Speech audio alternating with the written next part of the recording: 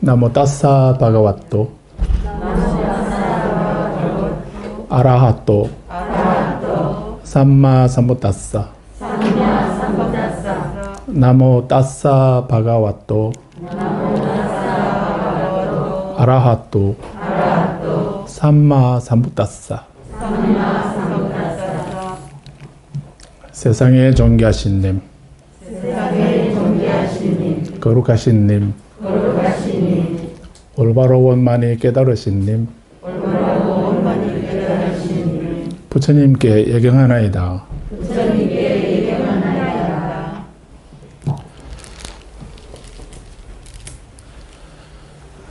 이제 합장 내리시고요. 지금 조금 전에 따라한 글은 예경문이라고 그럽니다. 부타반다나라고 해서 예경문이라고 하는데, 나모 따사 바가와또, 나모 귀합니다, 의지합니다 하는 이런 의미고, 따사 그분에게 귀합니다. 그분이 누구인가 세 가지를 얘기했습니다. 바가와또, 따사 바가와또, 그분 세상에 존귀하신 님, 세상에 존귀하신 님이라고 하는 이 말을 한문으로 세존이라고 알고 계시죠? 그 세존이라고 하는 말을 원어로는 바가와또라고 이렇게 하는 겁니다. 그 다음에 그 누구에게 귀하는가, 우리가 믿고 의지하고 귀할 대상이 부처님이신데, 부처님은 어떤 분이신가? 부처님은 어떤 분이신가 하는 것을 설명하는 그런 말이기도 합니다. 부처님이 열의 시포를 다 알고 외우고 계시기도 한데, 그 열의 시포 중에 세 가지를 들어서 바가와또, 아라하또, 삼마삼부따사에게 귀합니다 라고 이렇게 말한 것입니다. 그래서 바가와또는 세존이라고, 세상에서 가장 존귀하신 님이다 라고, 내가 귀하는 믿고 따르는 그분, 그 부처님은 어떤 분이신가? 세상에 가장 존귀하신 분이시다 라고 한 말씀입니다. 불자님이 알고 계시는 부처님은 어떤 분인가요? 불자님이 알고 계시는 부처님은 한 가지 소원은 들어주시는, 한 가지 소원은 들어주시는, 또는 빌면은 무쇠도 녹아진다라고 하는 뭐 이런 말처럼, 그렇게 간절히 빌면은 부처님이 한 가지 소원은 들어주시겠지, 그렇게 우리가 바라는 원을 들어주시는 분, 그분이 부처님이시다라고 이렇게 알고 계시는데, 근데 아까 예경문에는 그렇게 말씀 안 했습니다. 그래 열애시포에도 그런 의미는 없습니다. 우리가 잘못 알고 있는 것이라 할 수도 있습니다. 부처님은 법구경에서 부처님은 이렇게 말씀하십니다. 나는 화살의 제거 방법을 알아서, 그 화살을 제거하는 방법을 나는 알았다. 그래서 나는 그 화살을 제거하는 방법을 가르쳐주는 사람이라고 이렇게 했습니다. 그래서 나는 선언하는 자이다 라고 이렇게 말씀을 하고 있습니다. 한번 또 따라해 보실래요? 법구경 275송에 이런 말씀이 있습니다. 한번 따라해 보십시오. 그대들은 열심히 행하라. 열애는 단지 선언하는 자이니라. 선언하는 자. 가르쳐 주시는 분, 선언하는, 이렇다라고, 길은 이것이다라고 가르쳐 주고 선언하는 자이다. 이런 말입니다. 따라서 해보십시오. 화살의 제거를 알아서 나는 길을 선언했으니 이렇게 실천하여 그대들은 괴로움의 종식을 이루라. 예, 부처님은 이런 분이십니다. 그래서 이렇게 우리는 첫 번째 화살을 맞고, 두 번째 화살을 맞고, 세 번째 화살을 맞고, 네 번째 다섯 번째 계속 맞아서 우리는 몸과 마음이 화살에 맞아서 만신창이가 되어 있는 상태 우리 중생이죠. 그런데 이렇게 화살을 맞아서 만신창이가 되어 있는데 그 화살을 피할 방법, 화살을 제거할 방법, 이걸 우리는 모르고 있는 것입니다. 그래서 계속 두들겨 맞아서 만신창이가 되어 있는 그런 존재가 중생이라는 것입니다. 누구도 이것이 어떤 이것이 화살인지, 어떤 화살인지, 왜 맞는지, 어떻게 뽑아낼 수 있는지 이런 거를 모르고 있는 그런 상태였는데 단지 부처님이 이제 비로소 부처님이 그 화살의 제거 방법을 알아서 우리에게 가르쳐 주셨다는 얘기입니다. 부처님은 대자 대비하신 분이라서 우리가 아파하는 것을 보고서 부처님이 오셔서 관세음보살님이 오셔서 그 화살을 뽑아주시고 이렇게 하시는 분이 아니고 부처님은 우리들 화살을 직접 부처님 손으로 우리에게 박혀있는 화살을 뽑아주시는 것이 아니고 뽑는 방법을 가르쳐 주시는 거라. 그런 분이 부처님이시라는 얘기입니다. 그래서 선언하는 자이다라고 하고 그렇게 우리에게 고통 화살을 뽑는 방법을 일러주신 분이기 때문에 가장 존귀하신 입니다. 그래서 거룩하고 존귀하신 입니다 해서 세존이라고 이렇게 말하는 겁니다. 아라하토, 나한이라는 저쪽에 나한전 있죠. 예, 저 나한 줄여서 나한이라고 아라한은 이제 아라한을 번역해서 응공이라고도 이렇게 얘기합니다.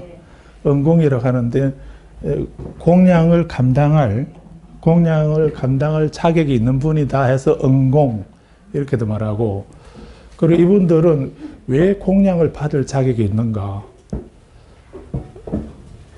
왜 공양을 받을 자격이 있는가 하면 이분들은 번뇌의 도적을 번뇌의 화살을 다 뽑아내 버린 분이고 번뇌가 없는 그래서 욕심이나 분노나 사견이나 어리석음이나 이런 거 없이 그런 것이 없는 그런 분이기 때문에 그래서 우리가 올리는 공양을 다 감당할 수 있는 자격이 있는 분이라는 얘기입니다. 그래서 나한을 응공이라고도 하고 응진이라고도 하고요. 또 다른 말로 살적이라고 이렇게도 말합니다. 도적을 원수를 죽여버렸다. 원수를 죽여버린 분이다 해서 살적 이렇게도 합니다. 그 적은 원수입니다. 어떤 원수입니까? 철천지 원수도 있고 불구대천의 원수도 있고 많은 원수가 있는데 그런 우리 부처님이 말씀한 원수는 그런 원수 말고 우리들의 번뇌를 말하는 겁니다. 번뇌의 원수를 다 제거해버린 번뇌가 왜 원수인가?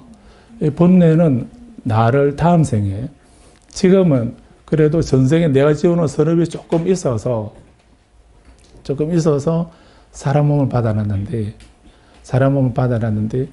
이 번뇌가 다음 생에 또 나를 사람으로 태어나게 해주는가? 그러지는 않습니다. 이 번뇌는 나를 지옥이나 악귀나 아수라나 축생이나 그런 악도로 떨어지게 만드는 그런 힘이 바로 번뇌인 겁니다. 다른 누가 좀 있다가 나중에 가시면 누굴 먼저 만납니까?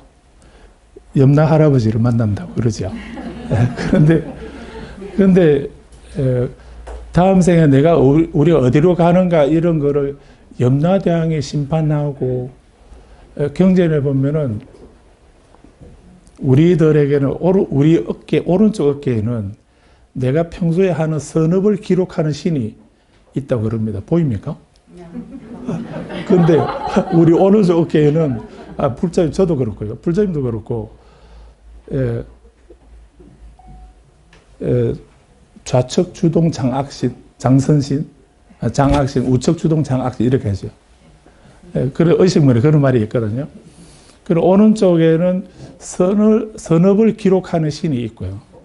왼쪽에는 내가 하는 악업을 하는 것을 나는 다 잊어버리는데 나는 하며 행위를 하고 돌아서면 잊어버리는데 근데 다행인가 이 두 신이 항상 따라다니면서 이 두 분은 잠도 안 잔답니다.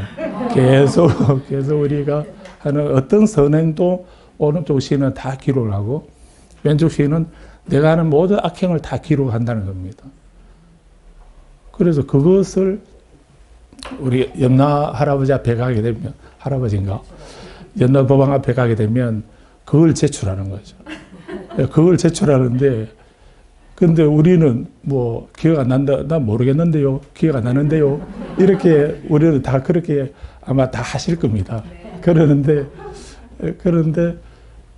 염라대왕은 내 말만 듣는 것이 아니고 그 착한 신들이 기록한 그 기록을 보고 썼다고 하는데, 우리는 너무 뭐가 있는지 안 보이니까 그냥 모른다고 하면 되겠지라고 이렇게 저거 계산하시겠지만, 아무튼 우리는 다음 생에 새로운 몸을 받아나게 하는 것이 그 염라대왕이 받아나게 한다든지, 또는 다른 누구가 어떤 신이 있어서 이리 가라 저리 가라 심판하고 보내고 이렇게 하는 것이 아니고,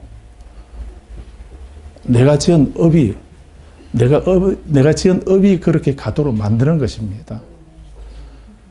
그래서 그 업이, 내가 지은 업이, 그래서 자업자득이라고 하지 않던가요?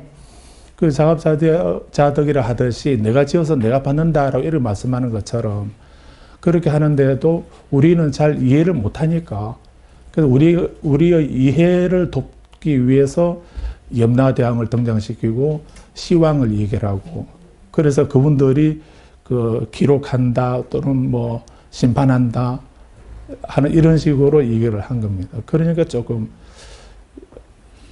염라대왕을 말씀하니까 불자님이 겁을 내지, 염라대왕이나 시왕이나 이런 거 얘기를 안 했으면은 뭐 전혀 생각 없이 지내지 않겠습니까? 그래서 우리에게 원수 중에 대원수가 누구인가? 원수 가운데 가장 큰 극악의 원수가 누구인가? 그건 바로 우리들의 탐욕과 분노와 어리석음, 사견이라고 하는 이런 본능인 겁니다. 그래서 그런 우리들의 번뇌를 크게 묶어서 10가지로 얘기를 합니다. 그래서 한문으로 열십자 묶을 결자에서 십결 이렇게 말합니다. 10가지 결박 이렇게 말하거든요. 더 자세하게는 5가지 낮은 단계의 결박이 있고 5가지 높은 단계의 결박이 있다. 그래서 이 10가지의 결박을 다 풀은 상태야. 다 풀려버린 상태, 풀려진 상태, 해탈한 상태가 아라한이고, 그 결박을 다 풀어버리고 없애버린, 풀려난 그런 상태를 아라한이라고 이렇게 말하는 겁니다. 좀 여기 옆으로 좀 빗나가는데, 극락세, 그 아미타경 보시게 되면 극락세계 어디에 있다던가요? 서쪽으로 얼마나 지나간다던가요? 10만억 국토라고 이렇게 했죠. 그 10만억 국토라고 이렇게 하고 있는데, 왜 10만억일까? 11만 아닌가? 9만 아닌가? 그건 왜 10만일까? 그래서 저도 생각해 보니까 왜 10만억 국토라 했을까? 왜 10만억 국토로 지난 거기에 극락이 있다고 하셨을까? 라고 생각해 보니, 그 10만억 국토라고 하는 그 말은 바로 10가지의 결박을 말하는 것이구나. 10가지의 결박에다가 동그라미 자꾸 많이 붙여가지고, 그래서 작으면 쉽게 생각할 것 같아서, 그래서 좀 많이 붙여 10만억 국토라고 이렇게 얘기한 것이고, 근데 중요한 거는 10가지 결박. 그러면 극락은 어떤 곳인가? 그것도 아미타경에 보면은, 극락세계는 왜 극락이라고 했는가?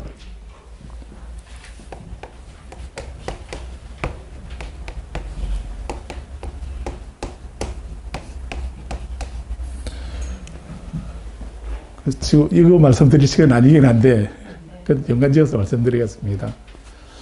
극락이라는 것은 2가지로 이해하시면 될 것 같습니다. 하나는 아미타경에서 말씀하고 있는 것처럼 실제로 제가 안 가봤으니까 제가 이 소리 하는 건데, 근데 서쪽으로 나중에 이제 서쪽으로 정말 10만원 국토를 뭘 타고 가죠?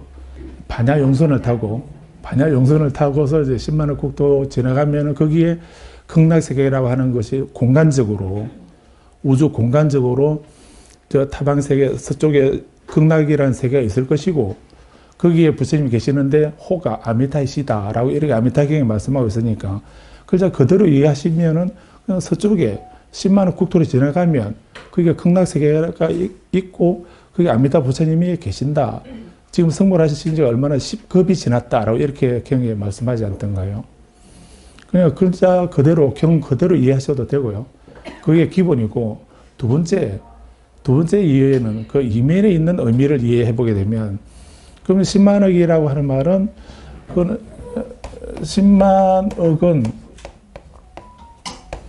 10만억은 이거는 그 10가지 결박일 거다라고, 10가지 결박을 말하는 걸 거다라고 이해할 수도 있고요. 이것이 이렇게 묶여 있는 상태가 윤회의 세계이고 고통의 세계이고 우리가 사는 세계 아닙니까? 그런데 극락은 이렇게 결박이 풀려진 상태이기 때문에, 그래서 이런 결박, 번뇌의 속박, 결박이 다 없어진 그런 상태를 극락이라 하는, 지극한 즐거움, 지극한 행복, 이런 의미 아닙니까? 그래서 이런 극락은 타방세계이기도 하겠지만, 또 하나 이 극락의 비슷한 말로 저는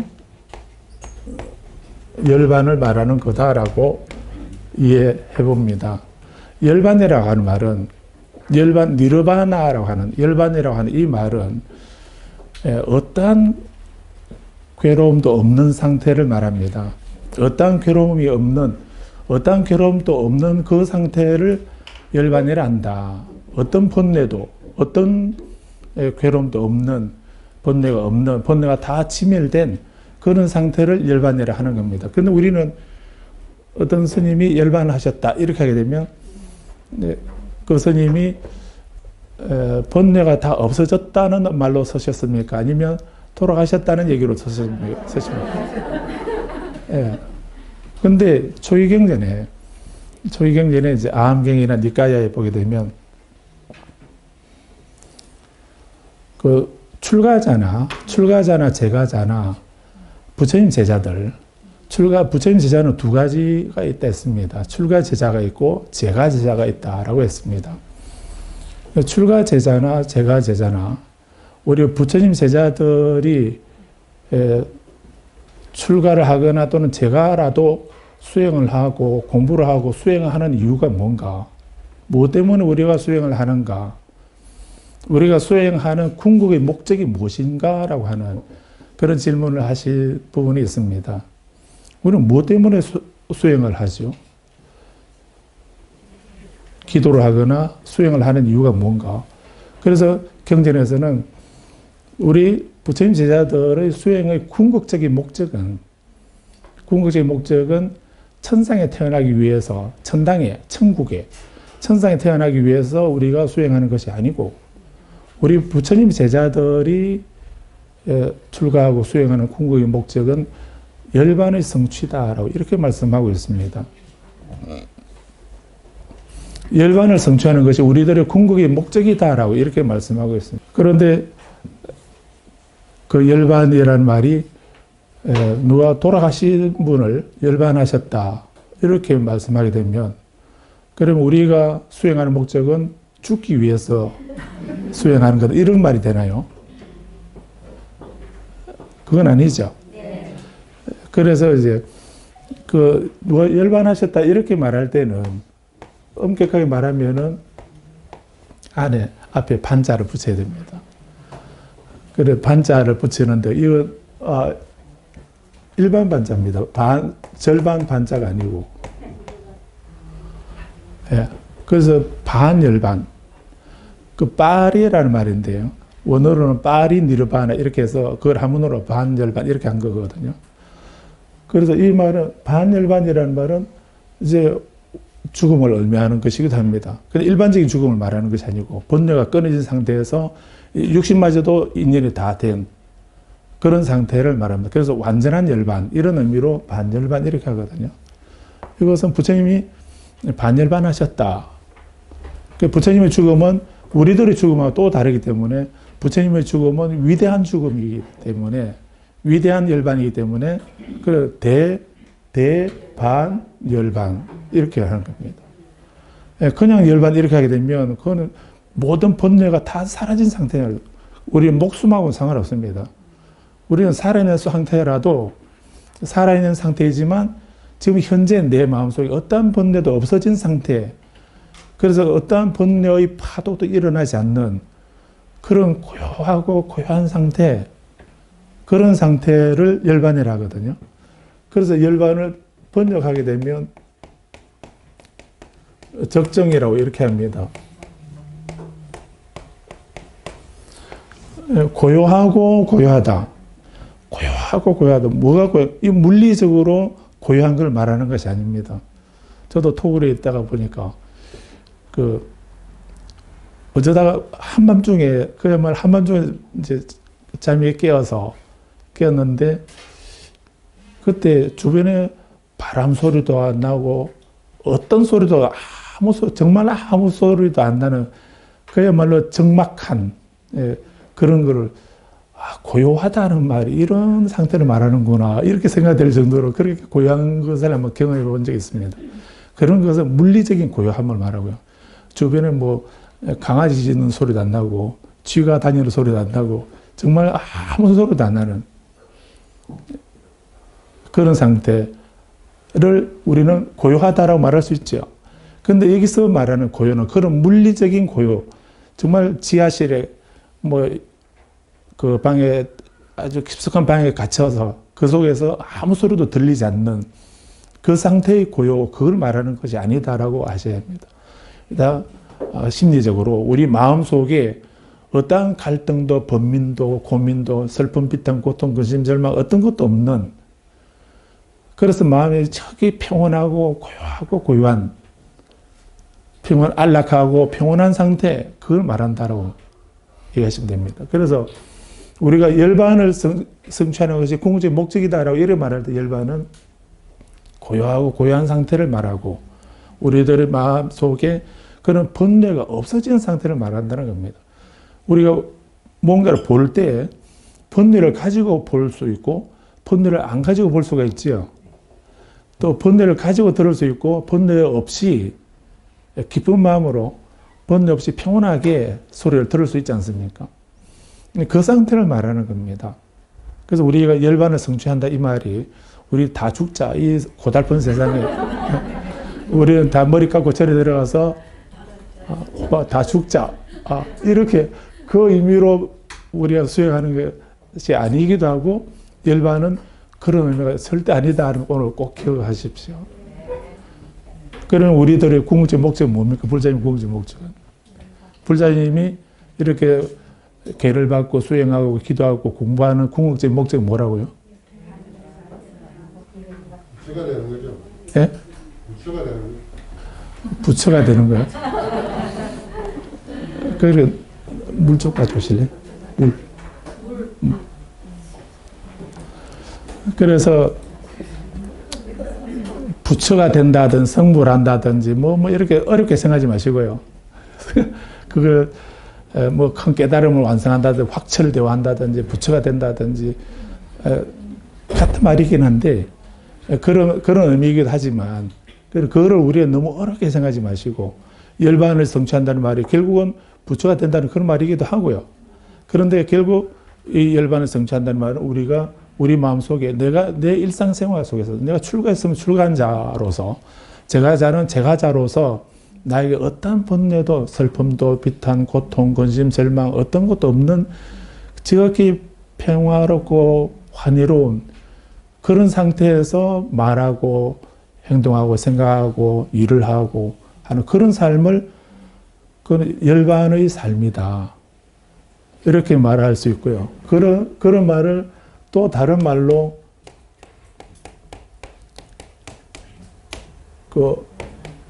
범행이 청정하다.